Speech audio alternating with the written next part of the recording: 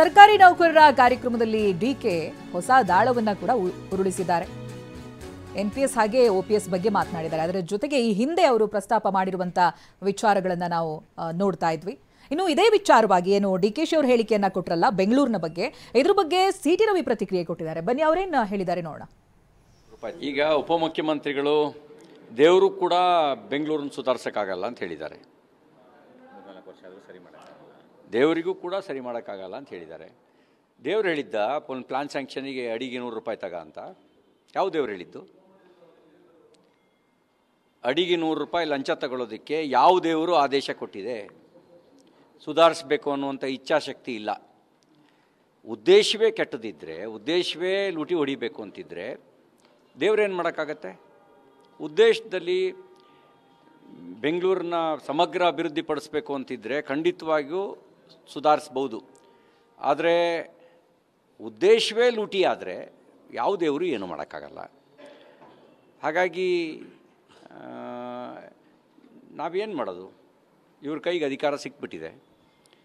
ಅಧಿಕಾರದಲ್ಲಿ ಪಡೆದುಕೊಳ್ತಾ ಹೋಗ್ತೀನಿ. ಪ್ರತಿನಿಧಿ ಶಾಂತಮೂರ್ತಿ ಲೈವ್ ನಲ್ಲಿ ಜಾಯ್ನ್ ಆಗ್ತಾ ಇದ್ದಾರೆ. ಶಾಂತಮೂರ್ತಿ, ಟೀಕೆಗಳು ಯಾವ ರೀತಿಯಾಗಿ ಮಾಡ್ತಾ ಇದ್ದಾರೆ? ಸಿಟಿ ರವಿ ಅವರು ಆಗಿರ್ಬೋದು, BY ವಿಜೇಂದ್ರ ಅವರು ಆ ಟೀಕೆಗಳನ್ನ ಕೇಳಿಸ್ಕೊಳ್ತಾ ಇದ್ವಿ. ಬಟ್ ಅಲ್ಲಿ DK ಶಿವಕುಮಾರ್ ಅವರು ಅವತ್ತಿನ ದಿನ ಯಾವ್ಯಾವ ವಿಚಾರಗಳನ್ನ ಪ್ರಸ್ತಾಪ ಮಾಡಿದ್ದಾರೆ, ಬೆಂಗಳೂರಿನ ಅಭಿವೃದ್ಧಿಯ ಹೊರತಾಗಿ ಬೇರೆ ಯಾವ ವಿಚಾರಗಳ ಬಗ್ಗೆ ಮಾತನಾಡಿದ್ದಾರೆ ಅಂತ ಶಾಂತಮೂರ್ತಿ? ಚೈತ್ರ, ನಿನ್ನೆ ಏನೋ BBMPಯ ಕೇಂದ್ರ ಕಚೇರಿಯಲ್ಲಿ ನಡೆದಂತ ಕಾರ್ಯಕ್ರಮದಲ್ಲಿ DCM DK ಶಿವಕುಮಾರ್ ಆಡಿದಂತ ಮಾತು ಇದೀಗ ಚರ್ಚೆಗೆ ಕಾರಣ ಆಗಿದೆ. ಅದರಲ್ಲೂ ಅವರು ಬೆಂಗಳೂರಿನ ಒಂದು ಅಭಿವೃದ್ಧಿಯ ಬಗ್ಗೆ ಮಾತಾಡ್ತಾ ಇದ್ರು. ಆ ಒಂದು ಸಂದರ್ಭದಲ್ಲಿ ಬೆಂಗಳೂರಿನ ಟ್ರಾಫಿಕ್ ಆಗಿ ರಸ್ತೆಯ ಪರಿಸ್ಥಿತಿಗಳ ಬಗ್ಗೆ ಕೂಡ ಅವಲೋಕನವನ್ನ ಮಾಡ್ತಾ ಇದ್ರು.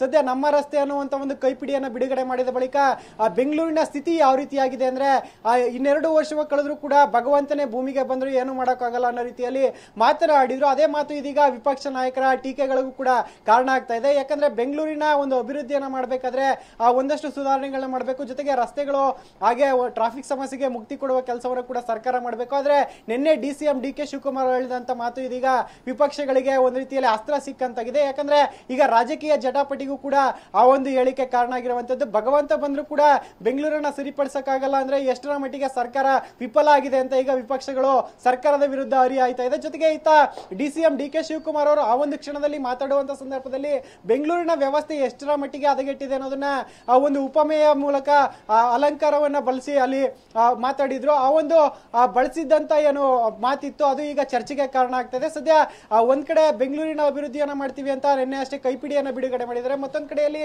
ಆ ರಸ್ತೆಗಳ ಸಮಸ್ಯೆ ಹಾಗೆ ಟ್ರಾಫಿಕ್ ಸಮಸ್ಯೆ ಎಂದಂತೆ ತಾಂಡವಾಡ್ತಾ ಇರುವಂತದ್ದು. ಇದೆಲ್ಲದರ ಮಧ್ಯೆ ಇದೀಗ DCM DK ಶಿವಕುಮಾರ್ ಕೊಟ್ಟಂತ ಹೇಳಿಕೆ ಸದ್ಯ ರಾಜಕೀಯ ವಲಯದಲ್ಲಿ ಚರ್ಚೆಯನ್ನ ಹುಟ್ಟಾಕಿದೆ ಅಂತಾನೆ ಹೇಳ್ಬೋದು. ಚೈತ್ರ, ಓಕೆ, ಥ್ಯಾಂಕ್ ಯು ಶಾಂತಮೂರ್ತಿ ಮಾಹಿತಿಗಾಗಿ.